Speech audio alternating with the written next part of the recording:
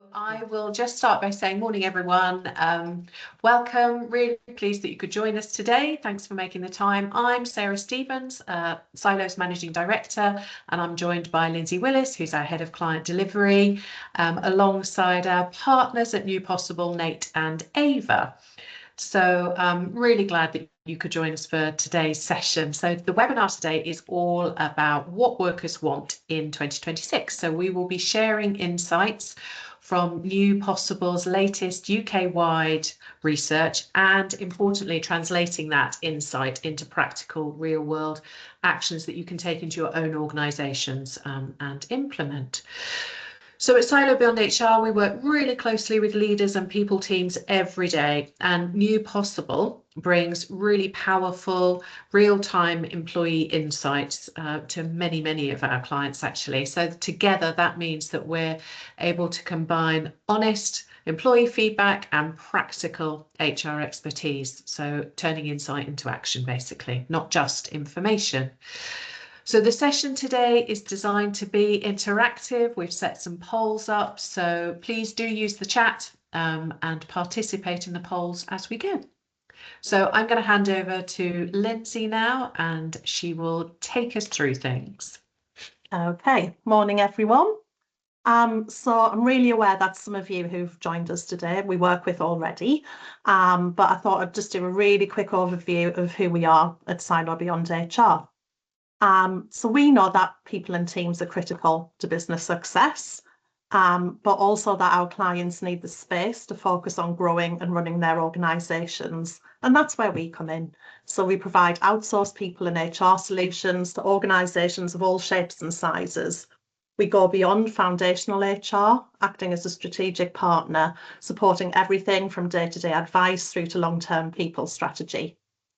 Our values are really important to us, and we truly live these values every day. They're bold pragmatism, open-minded, empathetic, and boundary pushing, and they really do underpin how we work with clients. We focus on solutions that are practical, proportionate, and sustainable, and not off-the-shelf answers. Every business is different, so the HR support that's needed should be different too, whether that's ongoing advice, compliance support, training, or help with specific people challenges.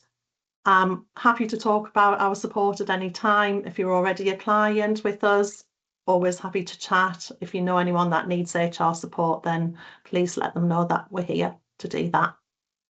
Okay, that's enough about us. Let's move on to the objectives for today. So what are we aiming to cover? So by the end of this session, we want you to understand the latest trends in employee satisfaction, see how expectations around flexibility, well-being and leadership are evolving, gain insight into what's really influencing retention, motivation and performance, and crucially, walk away with some practical steps you can take now to stay attractive and competitive as an employer. So this isn't about theory, this is actually about what's changing in the workplace and how organisations can respond. So before I hand you over to Nate and Ava, as Sarah mentioned, if you have any questions throughout this session, please type them into the chat and we'll collate them to answer at the end. And we will be asking you some questions today, so some polls will hopefully pop up if Teams plays ball, and we'll ask you to respond. So I'm delighted now to hand you over to Nate and Ava. They're going to take you through the key findings from What Workers Want 2026. Thanks, Lindsay. Good morning, everyone, and yeah, thanks for your time this morning. We're really excited to have you here. So today we're going to have a look at What Workers Want 2026, which is the 5th edition of our UK-wide survey. We've captured feedback from over 2,000 UK employees across more than 20 sectors. So some of these graphics are a little bit fuzzy, and that's because, as Lindsay mentioned, we've got a few polls during the session. We didn't want to make it too easy for you. So the big headline stat is that 38% of workers say they're likely to look for a new role in the next 12 months. But that really varies by sector. So once again, hospitality is towards the top. That 58% say they're likely to leave in the next 12 months. And when looking at some of the key reasons why, pay is a big factor. Often employees in hospitality, they're on minimum wage, they're more exposed to the cost of living challenges at the minute, but also a lot of hospitality operators too. There's a challenging environment for them, which means they're not necessarily able to invest in as many staff as they probably like to, and that means more work falling on fewer shoulders. So workload intensity and work-life balance were key themes there. On the other end of the table, we've got law, again, a really low likelihood to leave. It's about 19% last year, 15% this year. Key strengths in that sector, flexibility, but also colleague relationships. Now, each sector has its own story, and to help us understand that story a little bit more, we've been working on this data model since 2021. And it categorizes free text into these 20 themes. So across me and my role and company specific. And in What Workers Want, we asked, what do you like about working at your organization and what can be improved too? And then all those free text responses goes through our data model, picked out the themes that people are talking about, and then associated that, in this case, with the likelihood to leave. And that gave us the top positive drivers, so what's encouraging people to stay, and then also those negative drivers too. So we're going to move on to our first poll. And the first question is, what's the top reason employees leave? Is it A, pay, B, leadership, or C, work-life balance? Hopefully a poll has appeared on your screen. We can't see it, but hopefully it has.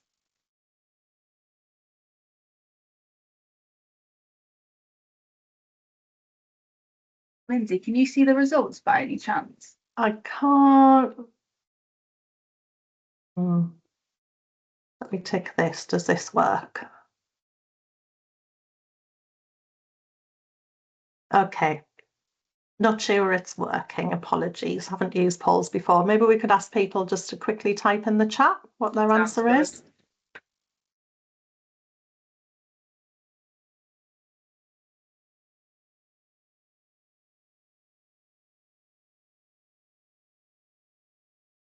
We've got one response saying pay. We've got 2 for pay, 1 for leadership, 1 for work-life balance. Oh, another for leadership. Is there going to be a tiebreaker on the So we've got halves in leadership and the rest either pay or work-life balance. Okay, cool. Yeah. Well, we'll reveal the answer now, I suppose. Yeah, the answer is B, leadership. Yeah, so spot on. Yeah, awesome. So leadership, 22% of employees who said they're likely to leave talked about leadership. And often when people talk about leadership, they're also talking about culture too. And you can see culture is both a key reason why people leave, but also why they stay as well. Now, one question that we absolutely love to try and helps us get a bit of insight into an organization's culture is, how would you describe the organization in 3 words? And you see really different personalities between teams, between organizations, but between sectors as well. So what we did, we asked that question and we identified the top 30 words that people used. And we found that organizations are described as empathetic, trusting, innovative. They generally attracted a much higher likelihood to stay versus organizations that were described as uncaring, corporate, selfish as well. Now, we find there's not necessarily a right culture. What's right for one organization is going to be different for another. One example could be NASA, for example. It might be described as innovative and ambitious, but probably quite demanding as well. And that might be a trade-off that they're willing to accept. So yeah, we love that question. How would you describe your organization in 3 words? Cool. So back on this screen, so pay dissatisfaction, it was the second top reason why employees leave. You'll notice it's just on one side of this chart, and that's because pay is often seen as a hygiene factor. It's really when pay is felt as being unfair, does it have a big impact on retention? So we'll go to the next poll now. Yeah, so the next question is the average salary increase employees view as fair in 2026 higher or lower than 5%? So feel free to type your answer to the chat.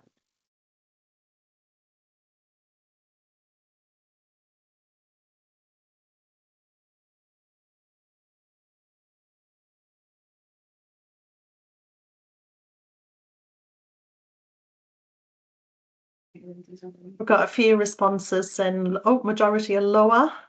Okay. Yeah, got a couple more coming in. Yeah, definite lower. We'll reveal the answer now then, and the answer is higher than 5%, with employees viewing a 6.9% increase as per in 2026, which is slightly lower than the 7.3% we found in 2025. We also saw industry differences, with those working in hospitality, retail and sales having higher pay expectations. Cool. And then autonomy, that was a new top 5 reason why employees stay this year. And that really ties to a bigger story around freedom. So people want freedom in terms of how they work, when they work, and also where they work as well. And if we zoom in on flexibility a little bit more, one of the questions we asked is, when looking for a new job, what benefits matter most to you? Flexible hours came out up on top, followed by the ability to work from home and more holiday. And although flexibility was important across all age groups, we did see some differences between age groups. So the youngest age groups, they were more likely to value office perks and social events. 25 to 34-year-olds, it was that ability to work from home that came out on top for them. While 35 to 44-year-olds, flexible hours, that was the highest for that group. And interestingly, 55 plus, that ability to work from home, that dropped as a preferred benefit from 60% to 48%, and they're often looking for more kind of purpose and enjoyment in their work. So some really interesting differences between age groups there. Now, 63% of employees say their employer offers flexible working, slightly higher than the previous year. 24% said it's not offered, and that's really significant because half of those that say it's not offered say they plan to leave within the next 12 months. We find it's a really key indicator of retention. That isn't something that we've just seen in what workers want, but it's also something we've seen across the employee surveys that we do as well. All right, so the next section is going to have a look at AI and the impact AI is having on organizations. There's a new section for this year. So the final question is the percentage of employees who use artificial intelligence on a daily or weekly basis higher or lower than 50%?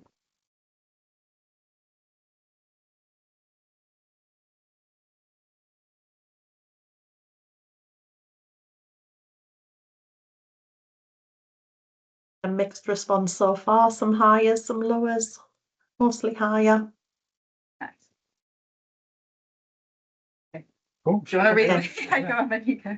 And the answer is lower than 50%, with 39% of employees using artificial intelligence on a daily or weekly basis. Cool. And that actually surprised me too, because I thought it'd be higher than Yeah, me too. 50%. Awesome. So the next chart has a look at the percent of employers encouraging AI usage. That's the purple dot versus employees using AI daily or weekly, which is the orange dot. And we can see, and it's by sector, we can see its highest employee usage is highest in marketing, tech, and also finance as well. But it's also really interesting to look at the gaps too. So we can see the biggest gap is in law, followed by marketing and education as well. And interestingly, one of the responses was from a teacher, and they said, you know, all their students are using AI, the teachers are using AI, and government policy around it just needs to catch up. We also found generational differences with AI usage, with 51% of employees aged 25 to 34 using AI daily or weekly, compared to just 35% of those aged 55 to 64. Well, and we think there might be a really good opportunity here for reverse mentoring. So we spoke with an organization, it was a few weeks ago now. They mentioned that they were trying to encourage some of the younger workers who might be using AI a bit more to try and bring to life some of those case studies and share that with a wider organization. But there might be a bit of an opportunity around that potentially. And generally, when people describe AI, the impact it's having on their job, people are overall positive. They say it's helpful. It makes the life easier. It's impactful. Although there is a little bit of anxiety there, so you can see worrying, dangerous, scary appears there as well. Interestingly, we've seen a couple of studies recently from the US that suggests anxiety it's greatest in the younger age groups. We didn't see that in our data, but maybe that's a trend that we'll see more in the next year or so as well. And that's it. Yeah, I suppose opportunity for any questions. So there are a couple of questions in the chat. One was when we were talking about flexibility. How do you classify flexible? Yeah, so flexibility in terms of when they work, but also where they work as well. That's how we've defined it for this. Okay, and then there was a comment in relation to AI, which so basically says suppose that it's role purpose dependent in terms of AI usage. Yeah, so we know there's certainly big sector differences, and I suspect a lot of that is role driven. You can imagine hospitality being on the front line, it might not be as applicable to them. So what will be interesting is on the next survey is diving into that a little bit more and maybe looking at the seniority levels as well as specific job roles too. So yeah, I think there's certainly that's going to be role driven to a degree, I would have thought. Okay. Any other questions from anyone? Oh, one's just popped up. So is there a criteria of employees sampled? Do you have anything sector specific? So we do have sector specific insights on the article, so you can go into there and it describes also the methodology too. But in there you'll be able to get some more specific insights by sector. There's loads of detail in there. I think we can drop in. I don't know if you've got the link there, Lindsay, but I'm sure we can drop that into the chat just to the full article. And then if you have any questions too, please do reach out to us as well, SYLO. Yeah. Any other questions? No? Okay, well, if you do have any come to you in the next kind of section of the webinar, then do post them in. Nate, if you can please share the slide deck. Yeah. Oh, I thought it was me, it's still you. Sorry, yeah. Just one more slide. Yeah, so it'd be great if you're interested in this, you can just pop it into the chat. But if you'd like to have a free people experience summary report in conjunction with SYLO, we can provide that. So we can share a feedback link with you. You just share that to your employees. All the feedback is anonymous. You'll receive a full copy of the responses afterwards and a bit of a summary report as well. So I say if that's something you're interested in, please do drop that in the chat and we can set up the feedback link for you. And yeah, it'd be great to do that for you guys. Cool. There we go. Pass back to you. Thanks, Nate. Okay, so if we bring everything we've covered today together, there are 5 practical actions we'd really encourage you to focus on from an HR perspective. So the first is make flexibility a strategic priority. So you'll have seen from the findings that they showed this was the strongest driver. Flexibility is no longer a nice to have. It's a core part of an employee value proposition. That means being clear on what flexibility looks like in your organisation, whether that's hours, location, or working patterns, and applying it consistently and fairly. When flexibility feels unclear or uneven, it can quickly become a trust issue.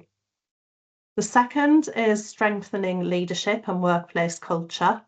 So leadership and culture consistently show up as reasons people stay or leave. And this is about equipping leaders to manage well day to day, be it communication, performance conversations, coaching, and creating psychological safety. So culture isn't just about values on a wall. I think we've all seen that in organisations, but it's what people actually experience every week. So number 3, supporting wellbeing before it impacts performance. So rather than reacting when well-being turns into absence or burnout, I'd encourage you to think about prevention. So make workload visible, encourage realistic prioritization, and help managers spot early signals. Well-being works best when it's embedded and normalized, not treated as a last resort. Moving on to closing the AI readiness gap. So as we could see from the data, employers are already exploring AI, often faster than organisations are setting guidance. So the opportunity here is to provide clear principles, practical training, and approved use cases so AI is used safely, consistently, and effectively within organisations. And finally, don't wait for retention problems to appear. If you act when turnover rises, then we'll already be behind. So strong organisations measure sentiment regularly, spot hotspots early, and respond quickly. So retention is the outcome. The drivers are what you can actively manage. So there's some kind of, some action points that I'd encourage you to think about as an outcome of the data we've seen today. So in terms of next steps, so we'll share a recording of today's session. You can revisit it or share it with colleagues. We'd also really welcome your feedback. It helps us to shape sessions like these and the resources that we provide. And if anything we've discussed today has sparked questions or ideas for your organisation, then we'd genuinely love to talk, whether that's around people strategy, leadership, well-being, flexibility or insight. Please just get in touch. Sarah. Thank you very much. So thank you, Nate Naver, for sharing your insights and for running the survey in the first place. I think it's great. I think it's a really important one. And as you say, be interesting to see what happens year on year. So finally, we're including a range of free resources that you can explore after today. They're all available via our website, sylobeyondhr.com. And for those of you, just as an aside, for those of you who have got people or HR responsibilities in your organisation, we're actually looking at running a forum later on this year, June probably, one of our fabulous client sites. So if you're interested in coming to an in-person session where we'll be talking all things people and exploring more about supporting people, then let me know. Finally, then, just to say thanks ever so much for your time and your engagement today, for flexibility with the chat versus a poll, and really appreciate you joining us, and hope that you're leaving with some really good insights that you can put into practice.